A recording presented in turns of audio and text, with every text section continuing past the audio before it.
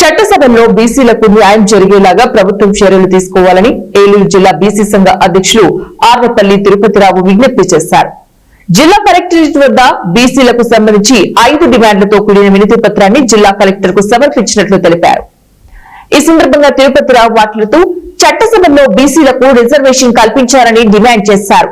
రానున్న పంచాయతీ మున్సిపాలిటీ ఎన్నికల్లో రిజర్వేషన్లు కల్పించాలని ప్రభుత్వానికి విజ్ఞప్తి చేస్తున్నట్లు తెలిపారు. అధ్యక్షులు కేసరి శంకర్రావు గారి నేతృత్వంలో రాష్ట్ర వ్యాప్తంగా 26 జిల్లాల్లో బీసీల యొక్క డిమాండ్ల కొరకు జిల్లా కలెక్టర్ గారు అయినటువంటి వెట్రిసెల్వి గారికి ఈరోజు వినతి పత్రం ఇవ్వడం జరుగుతుంది.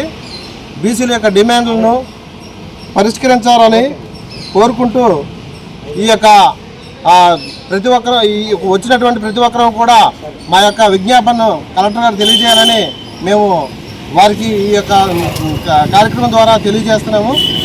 కాబట్టి బీసీలు అణగారిన వర్గాల నుంచి 139 కులాలు ఎన్నో ఇబ్బందులు పడుతూ పేదరికంలో అట్టడుగు వర్గాల్లో మునిగిపోతూ తేలుతున్నటువంటి ఈ క్రమంలో వారిని పైకి తీసుకురావాల్సినటువంటి బాధ్యత ఈ ప్రభుత్వాలపై ఉన్నది.